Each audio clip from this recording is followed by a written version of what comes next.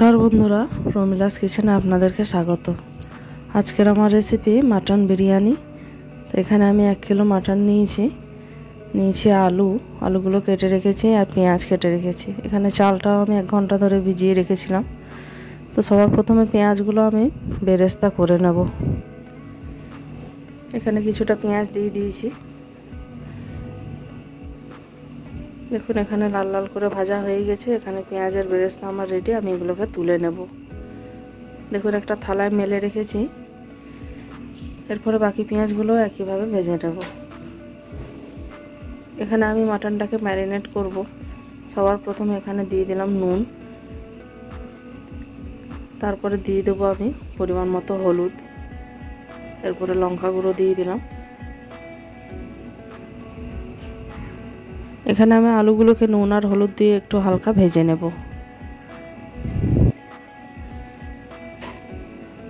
আলুগুলো আমার ভাজা হচ্ছে। এখানে আমি জিরে গুঁড়ো দিয়ে দিয়েছি, তারপরে দিয়ে দেবো পেঁয়াজ ভাজার যে তেলটা ছিল সেটা, আর দিয়ে দিলাম আদা রসুন বাটা।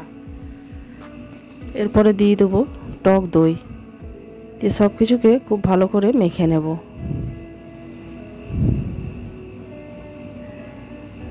এখানে আমার মাংসটা মাখা হয়ে গেছে। এরপর এখানে আমি একটা মিট মশলার পাতা নিয়েছিলাম, এটা কিছুটা দিয়ে দেবো এর মধ্যে। এরপরে দিয়ে দেবো একটা বিরিয়ানি মশলার প্যাকেট নিয়েছিলাম, সেটা কিছুটা এর মধ্যে দিয়ে দেবো। তারপরে যে বেরেস্তাটা ভেজে রেখেছিলাম সেটা এর মধ্যে দিয়ে আবারও খুব ভালো করে মেখে নেব। এখানে আমার আলুগুলো ভাজা হয়ে গেছে, আমি তুলে নিয়েছি। এবারে ওই তেলের মধ্যেই একটু তেজপাতা, একটু এলাচ, দারচিনি আর কতগুলো লবঙ্গ দিয়ে খুব ভালো করে এটাকে ভেজে নেব। তারপরে টমেটো কুচি আর ক্যাপসিকাম কুচি করে রেখেছিলাম, এটা এর মধ্যে দিয়ে দিলাম। এটাকে একটু নাড়াচাড়া করে যখন একটু নরম হয়ে আসবে, এরপরে দিয়ে দেবো আদা রসুন বাটা। আদা রসুন বাটা দেওয়ার পরে এখানে আমি 1 চামচ মতো লঙ্কা গুঁড়ো দিয়েছি। এরপরে খুব ভালো করে কষে নিয়ে যে মাংসটা ম্যারিনেট করে রাখা ছিল সেটা এর মধ্যে দিয়ে দেবো। দিয়ে খুব ভালো করে মাংসটাকে কষে নেব। মাংসটা এখানে কষা হচ্ছে। এবারে আমি একটা হাঁড়িতে জল বসিয়ে দিয়েছি। পরে এখানে আমি দিয়ে দেবো লং, এলাচ, দারচিনি আর তেজপাতা। মাংসটাকে খুব ভালো করে কষে নিয়েছি। এবারে আমি যে আলুগুলো ভেজে রেখেছিলাম ওটা এর মধ্যে দিয়ে দেব। দিয়ে আবারও খুব ভালো করে মাংসটাকে কষে নেব। এরপরে আমি দিয়ে দিলাম 4টা কাঁচা লঙ্কা। মাংসটা খুব ভালো করে কষা হয়ে গেলে এরপরে আমি এটা একটা প্রেসার কুকারে দিয়ে দেব। দিয়ে পরিমাণ মতো জল দিয়ে আমি এটাকে গ্যাসে বসিয়ে দেবো সিদ্ধ করতে। এখানে আমি 5টা সিটি দিয়েছি। এখানে আমার জলটাও গরম হয়ে গেছে। এরপরে আমি যে চালটা ভিজিয়ে রেখেছিলাম এটা সবটা এর মধ্যে দিয়ে দিলাম। এখানে আমি দিয়ে দেবো পরিমাণ মতো নুন। নুনটা দেওয়ার পরে দেখুন ভাতটা একটু ফুটে উঠেছে। এবারে আমি এই দুধের মধ্যে 2 চামচ গোলাপ জল, 2 চামচ কেওড়া জল দিয়ে দিয়েছি। এরপরে 4 থেকে 5 ফোঁটা মিঠা আতর দিয়ে দেবো। এখানে ভাতটা হয়ে গেছে। এবার আমি ভাতটা একটা জল ঝাড়া থালায় ছেঁকে তুলে নেব। ভাতটা আমি এখানে তুলে নিচ্ছি। ওদিকে আমার মাংসটাও হয়ে গেছে। মাংসটা আপনাদেরকে দেখাচ্ছি। দেখুন কি সুন্দর দেখাচ্ছে। এবারে আমি কিছুটা মাংস, কিছুটা আলু তুলে নিয়ে হাঁড়ির মধ্যে দিয়ে দেবো। এরপরে আমি যে ভাতটা তুলে রেখেছিলাম এটা এর মধ্যে অর্ধেকটা ভাত আমি দিয়ে দেবো।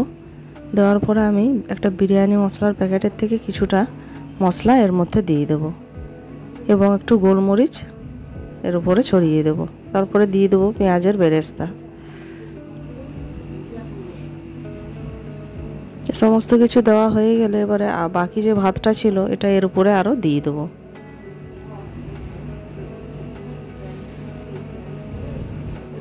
সব ভাতটা আমি দিয়ে দিলাম। দিয়ে খুব ভালোভাবে এর মধ্যে ছড়িয়ে নেব। তারপরে আবারও একটু বিরিয়ানি মশলা আর একটু গোলমরিচের গুঁড়ো দিয়ে আবার যে পেঁয়াজ বেরেস্তাটুকুন বেঁচে ছিল সেটা এর মধ্যে দিয়ে দেবো। তারপরে সবশেষে দিয়ে দেবো যে বাটিতে গুলে রাখা আমার মিঠা আতর, গোলাপ জল, কেওড়া জল গুলা ছিল, এটা এর মধ্যে দিয়ে দেবো। দিয়ে ঢাকনা বন্ধ করে আমি 5 মিনিট হাই ফ্লেমে ফুটিয়ে নেব। 5 মিনিট পর আমি ঢাকনাটা খুলে এর মধ্যে অল্প একটু চিনি দিয়ে দিলাম। চিনিটা দেওয়ার পরে আবার ঢাকনা বন্ধ করে এরকম একটা তাওয়ার মধ্যে দেখুন আমি বসিয়েছি। তাওয়াটাকে আমি খুব গরম করে নিয়েছিলাম। তারপরে 10 থেকে 15 মিনিট আরও তাওয়ার মধ্যে বসিয়ে ফুটিয়ে নেব। তারপরে নামানোর পরে এর মধ্যে আমি একটু ঘি গরম করে দিয়ে দিয়েছি। দিয়ে আবারও ঢাকনা বন্ধ করে 10 থেকে 15 মিনিট পর আমি এটাকে সার্ভ করব। দেখুন এখানে আমার বিরিয়ানি একদম রেডি। থালার মধ্যে বেড়ে দেখাচ্ছি।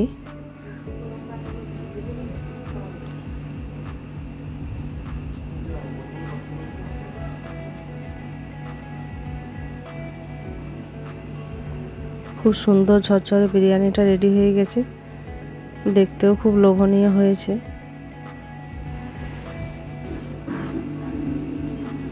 দেখুন এখানে কত সুন্দর দেখাচ্ছে বিরিয়ানিটা। তো আমার এই বিরিয়ানির রেসিপি যদি আপনাদের ভালো লাগে অবশ্যই লাইক, কমেন্ট এবং সাবস্ক্রাইব করবেন এবং সাবস্ক্রাইব করে আমার পাশে থাকবেন। শেষে আমি একটা মাংস আপনাদেরকে ভেঙে দেখাচ্ছি। দেখুন কত সুন্দর নরম গলে গেছে একদম। মাংসটা খুব গরম, আমি হাত দিতে পারছি না। এবারে আমি একটা খুন্তির সাহায্যে এটাকে কেটে দেখাচ্ছি। দেখুন খুন্তিটা চেপে দিলে একবারে ভাগ হয়ে যাচ্ছে মাংসটা। আজ এ পর্যন্তই, দেখা হবে অন্য কোনো এক রেসিপি নিয়ে। ধন্যবাদ।